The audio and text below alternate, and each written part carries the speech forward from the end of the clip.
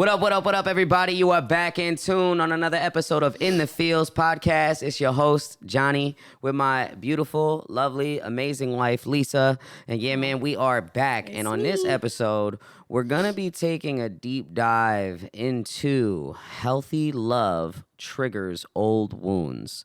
Just the idea that even being in a healthy relationship doesn't necessarily make the internal landmines that we've planted over time, doesn't make them disappear. I like and that. Oftentimes,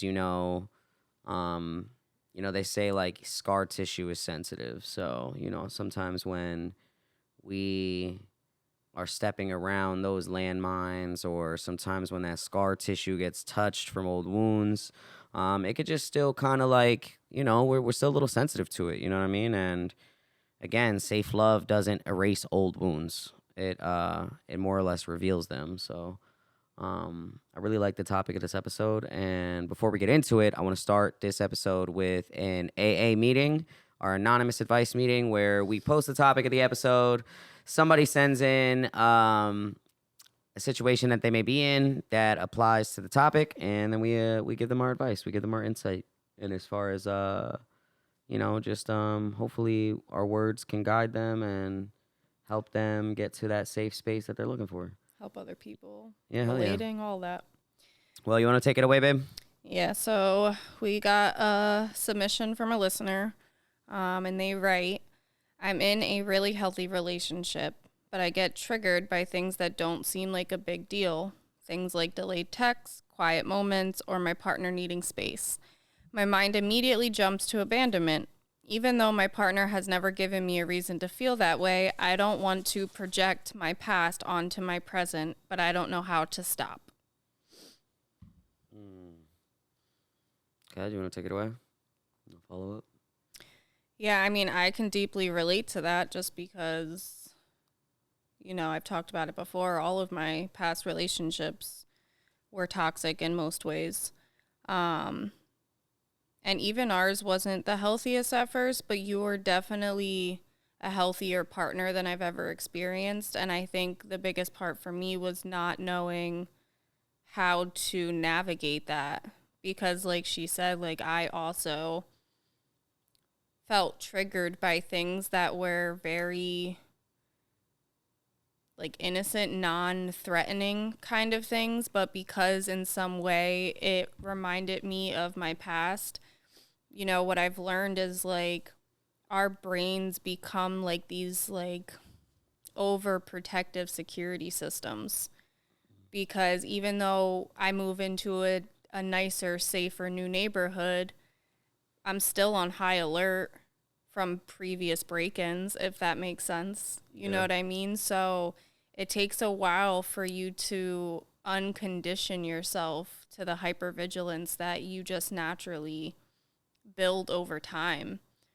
Healthy communication was a big thing that I had to learn, because one thing that I've learned is relationships are important. They're, essential for your healing, because when you're put in a safe place, you are allowing these things to come out for you to address them. Because when you're in those toxic situations, that's not safe. So you keep everything buried. You don't address the issues because it's just a natural response for you in those situations. But when you're no longer there, you have to find a way to, communicate with your partner. Let them be aware of like your past. Like that's very important for them to be able to have some type of understanding of where you're coming from. And not everybody's going to be open to being able to even be there for you. And that's also okay, because you got to also understand that that person's probably also coming with their own wounds that they also have to, heal. So going through that healing journey is important, but being able to communicate and work through it with your partner is also important. Like if you're staying quiet and not addressing these things or not being open with them about it, you can come off as like, oh, you're crazy. But that doesn't necessarily mean that it's true. You have to be able to vocalize, I've been in this position before, and this is why it makes me uncomfortable, and I have to learn how to navigate around this. So Definitely communication is really big. And addressing these things and knowing that in those safe spaces, it is okay to start unpacking all of that stuff. No, I completely agree. Also, just to add on to the hypervigilance, that comes from your nervous system not feeling safe yet, when even though you may be in a safe space, that doesn't mean that your body, your spirit, your mind know that yet. Oftentimes it's like you said, like our brain kind of puts this security system in place where, I don't want to say it's like too good to be true, but oftentimes that's what happens. When you get hurt so many times, it starts to become what you feel to believe is your norm. And it's almost kind of like the reverse effect of the little boy that cried wolf. It's like you get hurt, you get hurt, you get hurt, you get hurt, you get hurt. So now you just assume that the next thing is just going to hurt you. You know what I mean? Conditioned. Instead of believing in the fact that, you know, this is a safe space. This is a place where, you can heal and really work on yourself. And I think the most important thing for the listener that submitted that is just reminding yourself that you're in a safe space.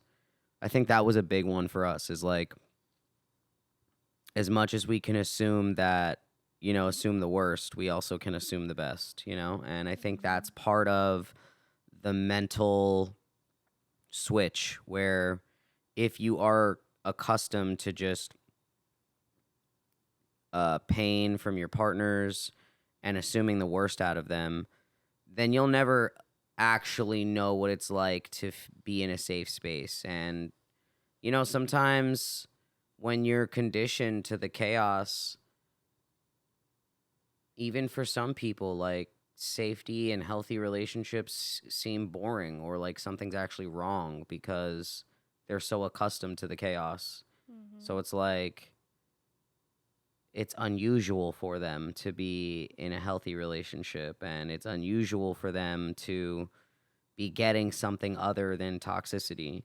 So it's like when you've lived off of that and you've spent time in that, it seems like, again, it's like that mental conditioning, and it partially you start to think that that's all you deserve, And I think that the combination of all of those things create that hypervigilance within your relationship where like healthy things can seem like abandonment. Like instead of somebody trying to have the conversation within a heated moment, them needing space for themselves might seem like abandonment. You know what I mean? And it's like in that instance, it's like they're actually choosing the healthy choice, which is let me step away from something that's high, that's highly driven by emotion, and let me take the time to get myself to a point where I can communicate. And those are just like healthy tactics. But for somebody who's used to just arguing all the time, it's like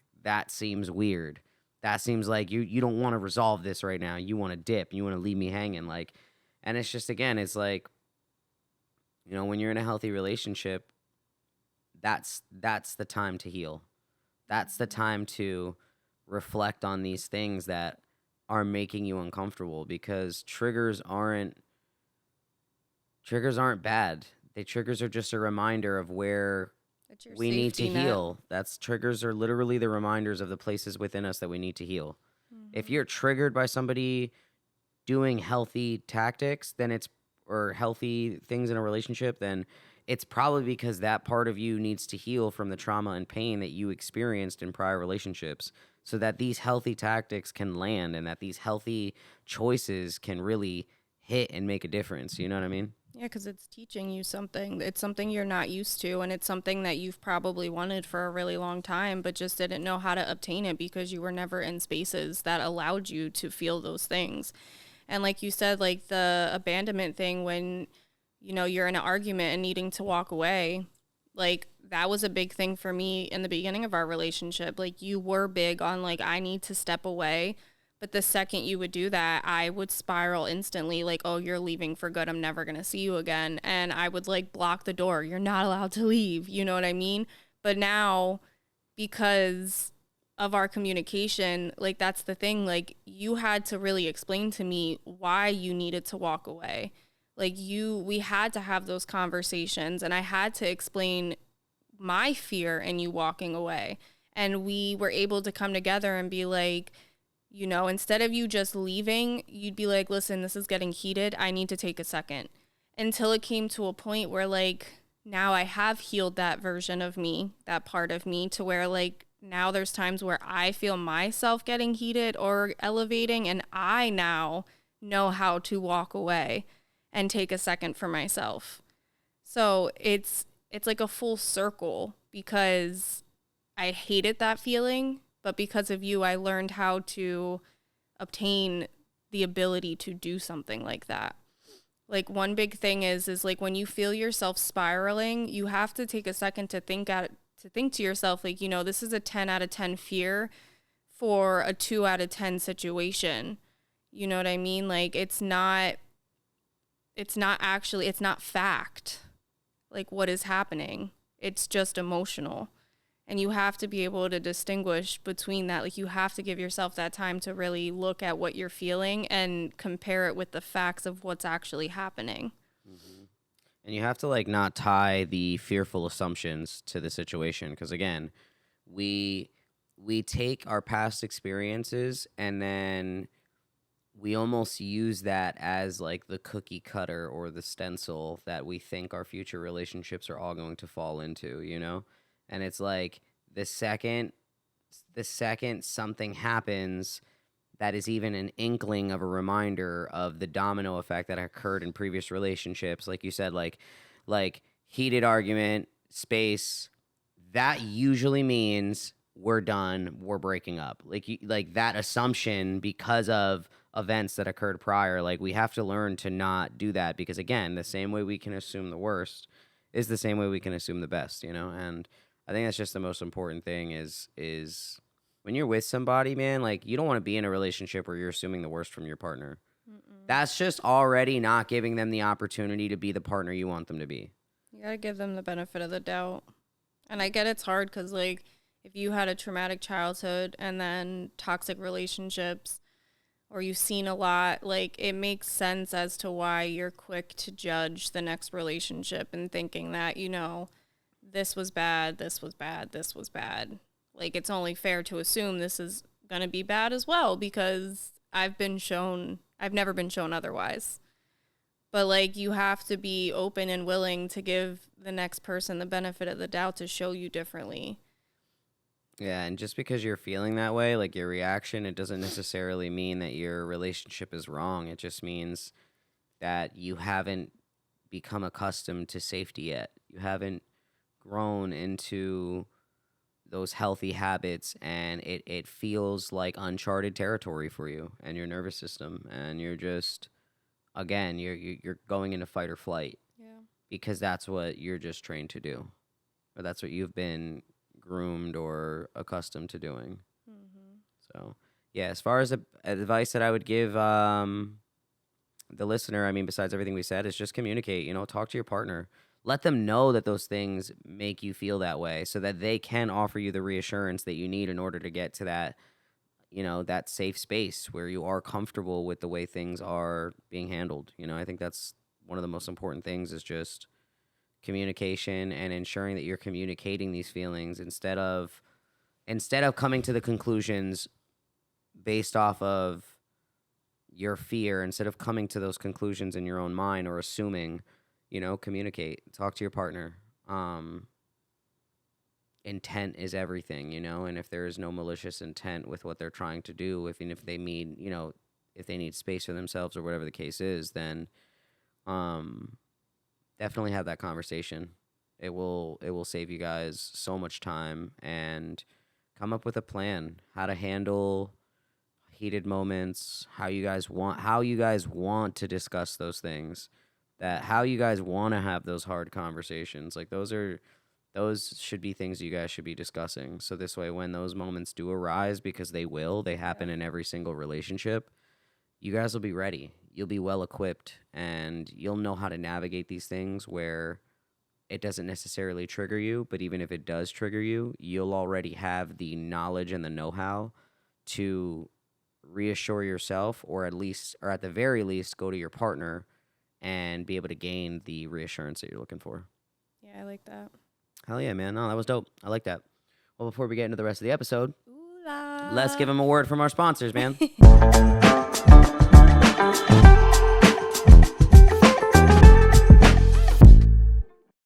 Introducing Ooh La Lade. I mean, I really doesn't need an introduction, guys. It is the best lemonade in existence. New flavors. New flavors. We even got them frozen, so now they're like Ooh La slushy Ooh La Lades, Ooh La slushes, Ooh Lushies. I don't know what to call them. It's my favorite when they're frozen. It is delicious, guys. Ooh La Lade, made with love, all natural ingredients, hand squeezed. It's just.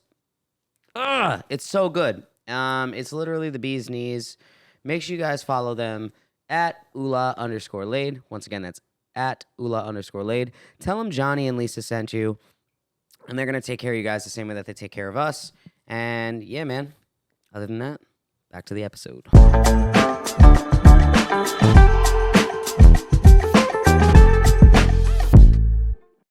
And we are back, ladies and gentlemen. Shout out to all the feelers who are tuned in. Again, guys, we're taking a deep dive into, how healthy love can still trigger old wounds.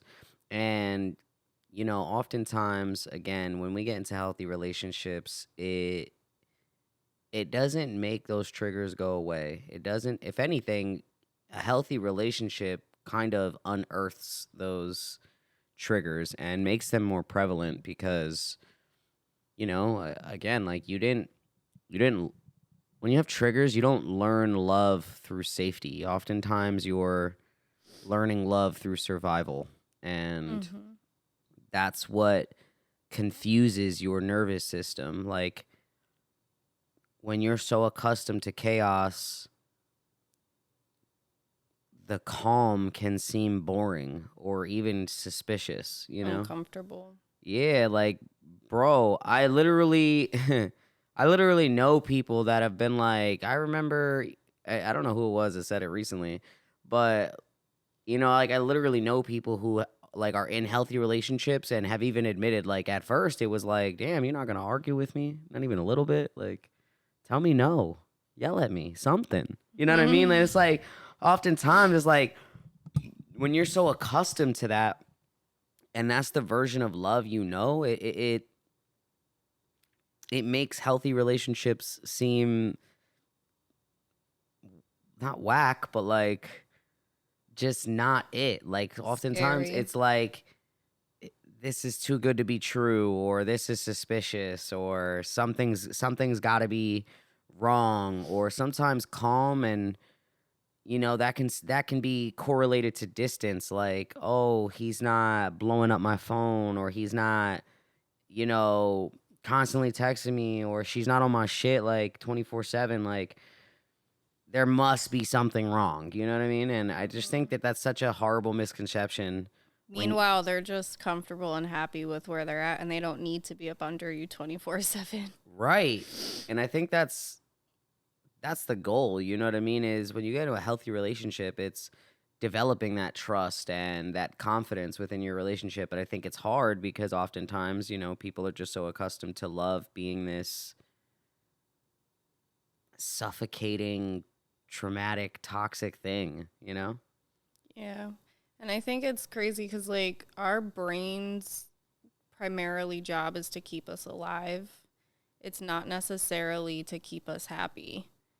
And the part of our brain in the amygdala, that's what fires off when you're in any type of stressful situation, and that's your fight or flight, system. So when your nervous system is so used to being in that fight or flight scenario, like you said, when you're put into these healthy situations and things are happening similarly but in a healthier way, your body is just so used to being in that state of survival that like you want to respond the same way you used to. But because of the fact that it's not, the situation isn't requiring that type of response, your body just feels so uncomfortable and so confused because you don't know how to respond in a healthy way. And then it's hard for your partner too because they might not even be used to living within those situations. For them it can be extremely confusing because they're like, I'm not even doing anything wrong. Like what did I do? Like what is the problem? You know what I mean? And I know from example, like I didn't know how to communicate what I was going through because of how conditioned I was to that type of living. Like to me that just seemed so normal. And how do you explain to somebody, well, this is normal to me without the fear of getting looked at like you're crazy? And it's like important, like you're not crazy. You know, there's nothing wrong with you. It's just you've been hurt time and time and time again. And biologically speaking, our brains are just like trying to protect you. But you have to know the difference and know that like the shit you went through wasn't okay. And you didn't deserve to go through those things. And you deserve to learn how to heal and get through them and enjoy healthy love because it's a beautiful place to be. But you have to be able to talk about it. Yeah, and I think you have to want it, you know? Like, I think that's what helped you so much in our relationship was your desire to actually be safe. Oh, for sure. Some people don't, I don't want to say some people don't want it, but some people don't feel deserving of it. And so when they don't feel deserving of it, they often self-sabotage. Or they do that shit where like, well, this is just how I am. They don't want to accept that, like, Yeah, this it's is not just okay. me. This is what I deserve. This is the love I've always gotten. That's it. You take me as I am. And I'm like, yeah, but don't you want better? Don't you want to be better? You know what I mean? And I think that was the big switch for you. Like it felt like, I mean, even for both of us, is just the desire to want to be better, you know, and not just for ourselves, but for each other, like, and within this relationship and for our kids, and just so many instances where it felt like we knew that there had to be other choices. Yeah, like this can't be end all be all. Yeah, like this ain't it, Like there bro. gotta be more to life. And even like, you know, just prior experiences, like, you know, like my parents used to argue a lot, and like I just knew like there's no way that that's it. You know what I mean? Like, because it's like, you know, you see the love in the movies, which is like the over, you know, like super one-sided, you know, movie love, right? Where it's like everything's fucking perfect. They're in La La Land, yada, yada, yada. And then you've got like the other side, which is like overly fucking traumatic and argumentative and just toxic. And then, like, you know, it's just like, it's not necessarily movie shit all the time, but it's definitely not this either. And there's kind of like this happy place in the middle that, you know, yeah, you have moments where you argue and that's fine. Like within relationships comes a lot of forgiveness and shit like that. So you're bound to run into moments where you don't always like each other and you piss each other off. Yeah, you can't get along 100% of the time. You don't get along with anybody 100% of the time. Mm-mm. Like there's gonna be things that annoy each other and, you know, piss each other off. But it's like it's the pure fact of like working through your traumas and building a safe foundation at home with your partner. Even if you have to set, like I see a lot of couples talk like on social media and stuff, like people that have been interviewed or whatever, who like have set rules within their relationship. Like one of the rules is, you know, we don't exceed a certain level of our tones. Like if we start getting loud to a certain point, we have to walk away until we can calm down and come back together and talk later. You know, we don't call each other out of our names. We don't talk about divorce ever. Like, you can set rules within your relationship that you both agree on to keep some level of peace amongst situations where, like, there is an argument. It is going to happen. But, like, how do we navigate that without pushing too many buttons or really digging too deep where it hurts or whatever the case is? Like, you can do that, but you have to figure it out throughout communication and speaking to one another. Like, hey, I'm not okay when you say things like this, or hey, I'm not okay if this happens. Okay, neither am I. All right, so what can we do within these situations? Because we're going to end up arguing again. So how can we navigate it better next time? It should always be trying to be better each time you come into situations, instead of just being so quick, like, I'm done. I don't want to do this anymore. Yeah, you have to have the desire to look for those healthy alternatives. If you don't look for it or strive to obtain it, then you won't have it. You know, it's that it's that again, desire to change, even though change can be uncomfortable, that desire to strive for those healthy habits is you have to want it. And healthy habits just don't start because you want it. You have to implement it.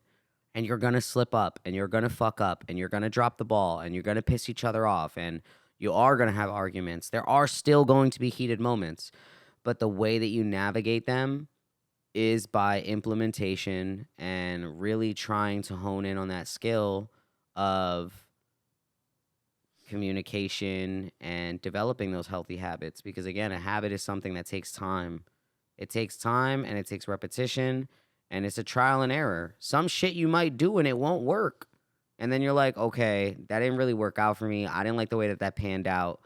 Let me try something different, you know? And again, as long as you're still trying and you desire those healthy habits and you desire to reach that healthy space, nothing can really stop you and your significant other or whatever relationship you're in. You know what I mean? It could even be a relationship with a friend. Like, it doesn't necessarily have to be even just a significant other. Like, you can still have friends who communicate and, yo, bro, I didn't really like that. You know, that you said that. Like, it's cool. Like, I figured, you know what I mean? Like, you can just have communication. Like, relationships shouldn't be draining you, you know? Relationships are supposed to be something that we improve each other, you know? Like, iron sharpens iron, and the same way that iron sharpens iron, humans also sharpen humans. Like, as a collective, we should be working together to attain better things, whether that's better health spiritually, mentally, emotionally, developing better habits and improving oneself and helping others improve. And, you know, just again, sharing that within your relationship is what makes it essential and what makes it worth fighting for.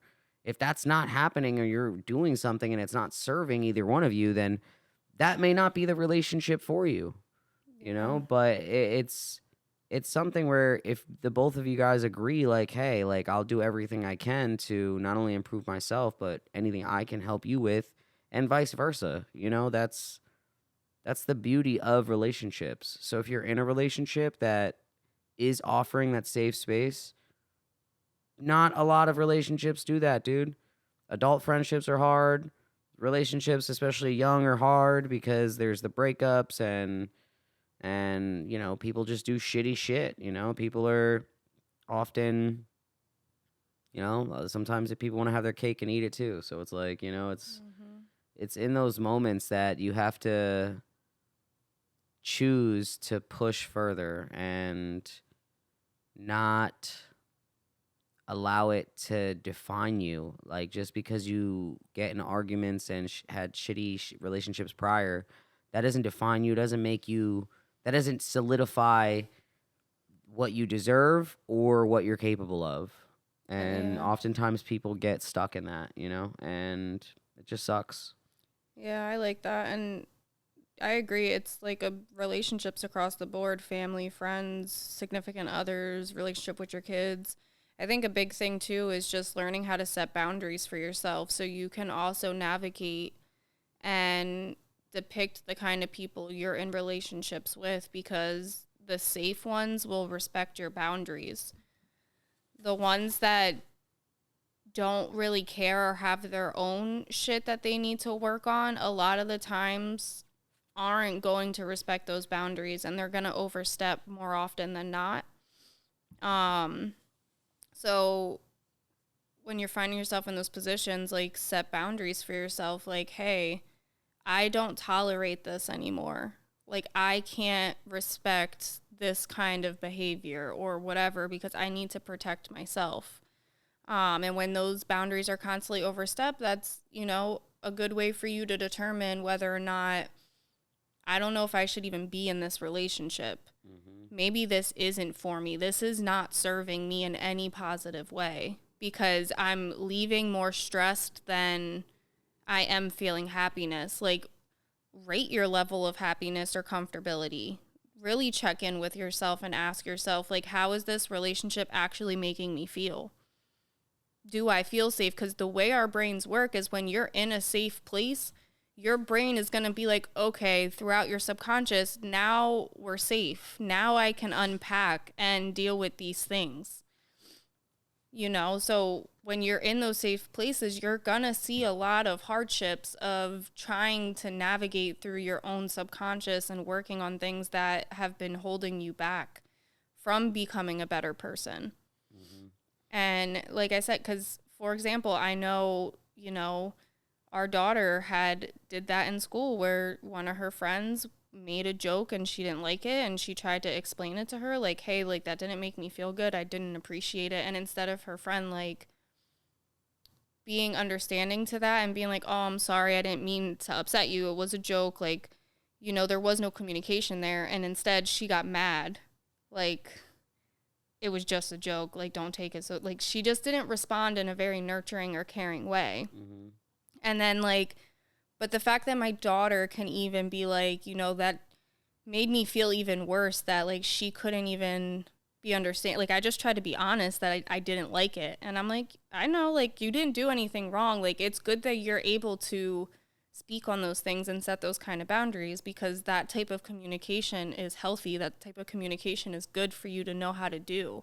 You need to be able to tell people when you don't like something or when something bothers you. And it depends on how that person responds to help you determine whether or not that's somebody you want to keep around or keep being friends with or keep being in a relationship with. So again, a lot of it just boils down to communication and how you end up handling these situations.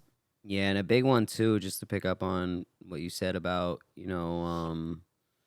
how like trying to set the boundaries and people overstepping the boundaries and like what Maya did and things like that.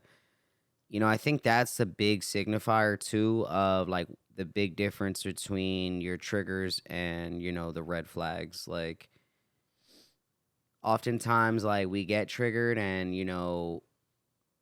and it typically triggers stem from the trauma that we felt prior, but it's not to confuse what is presenting actual toxic behavior or what is presenting like actual danger. You know what I mean? Like somebody's overstepping boundaries, that's a red flag, dude. If I've already communicated to you where I stand, what I expect, But then you do how it you can anyway. respect me and my wishes, if I present that and you overstep, that's a red flag. That's not a trigger. You know what I mean? That's not, it's going to trigger me. Yeah, I'm going to be triggered because of anybody else that has maybe overstepped prior. But, when I offer you the opportunity, when I offer you the knowledge and the know-how to how to respect me and you choose to disrespect me, now it's a problem. You know what I mean? Now, and like you said, like those are just relationships like that you start to question and you start to see if they're really serving you. And, you know, if you're in a relationship where, if you have any relationship where your boundaries aren't respected, or you say something to somebody and they try to downplay it, or it is what it is, like, again, relationships are not supposed to make you feel small. Mm-hmm. Relationships are not supposed to make you feel like you have to hide. They are to allow you a safe space to be who you are, 100% authentic. And Yeah. if I'm sensitive to certain shit or I've been hurt before, so I would respect if you didn't do this so that I don't have to feel some type of way. Like, if we're in a relationship, whether you're my friend, significant other, doesn't matter, respect that, bro. It's really that simple. I'm taking the time to communicate this to you so that I don't harbor resentment and I don't blame you or look at you like somebody who doesn't respect me, you know? Well, yeah, because communicating those things are so important because, like, yeah, like you said, like triggers are something that stems from old wounds, and red flags are something that typically is a result of current potential, harmful behaviors. And knowing the difference between the two, like it's important that you learn those things and you only learn them through healing because when you're being triggered, it's not something that's necessarily happening in that moment. It's something within you that like is remembering a horrible time and it's like, "Whoa, you should move cautiously. Whoa, this seems a little too familiar. Whoa, you should slow down." But when you're communicating and you're expressing these boundaries, it's to protect yourself, but it's also to make others aware instead of just going around acting like, well, this is just who I am. But who are you? What is it that makes you then? Just throwing your hands up every single time and just being like, well, this is who I am, that's going to make people not want to get to know you. Mm-hmm. That's going to push people away, even good people. Yep. Because you're putting this giant wall up in front of you and you're not giving anybody the opportunity to give you that safe space for you to heal. Yep. And I think that also reflects on how much you think you deserve good love. You know, when people put that guard up and try to keep people away, it's you almost think that you only deserve the shitty shit that you had prior. So now you have to put this wall up because you feel like that's the only thing coming your way.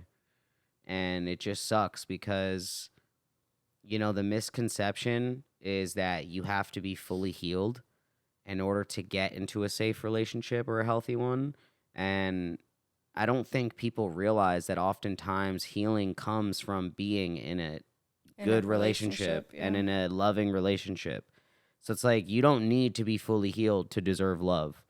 You have to want love and you have to want to give love and you have to be willing to receive love Mm-hmm. in order for you to be in a healthy relationship and finally get to that space where you can genuinely heal.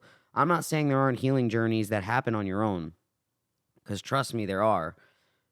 But on your own, you're only going to be able to heal so much because on your own, you're not getting triggered the same way you would when you're in a relationship. Mm-hmm. So it's like, yeah, on your own, you can get your gym shit right. You can get your anger management right, and that's cool. But what happens when you're in a relationship with somebody else and you're so conditioned based on your prior relationships? And I think that's, again, the misconception is that you have to be healed to deserve love. And oftentimes the healing actually occurs within these healthy relationships that, you know, is two people genuinely fighting for each other, two people who genuinely want to get to that point. And if they agree that that's what they want, then that they fight together. Instead of fighting each other, they fight to get to the goal. Yeah, I love that you brought that up because I saw something that said you don't have to show up to a relationship healed. You just have to show up human. Mm-hmm. Mm-hmm. And I loved that. It's such a simple phrase, but it runs so deep because we are just human. We all go through things. We all have our bodies biologically all work the same way as far as the chemicals in your brain, your nervous system. All of it is designed for a purpose to keep you safe and healthy and all of these things, but you have to nurture it like you would a plant. you have to make sure you're giving it the right soil, the right sunlight, the right water. When you're putting yourself in situations where those things can get damaged, your internal system is going to be damaged. And you have to fight to put it back in a safe place, in a safe situation in which it can flourish again. Oh, yeah, man. Oh, yeah, dude. I like that. I like that. I like this episode. This is good. You want to send them home? Let's do it. All right, guys. To all the feelers tuned in, you guys already know how we finish up these episodes, man. We leave you guys with a question that pertains to the topic that we were talking about, which, again, we're referring to how healthy love can still trigger old wounds. And the question that we want to leave you guys with is, what old wound shows up for you when things finally feel safe? I'm going to say it one more time. What old wound shows up for you when things finally feel safe? Love that. Make sure you guys drop it in the comments below, whether you're listening to us on YouTube or you catching us on the socials, because you never know when the why in your story becomes silent and becomes our story. Until next time, guys, keep feeling, keep sharing, and keep it real within the feels. Stay warm out there. Facts. Shout out to Bad Bunny in a Super Bowl, you heard?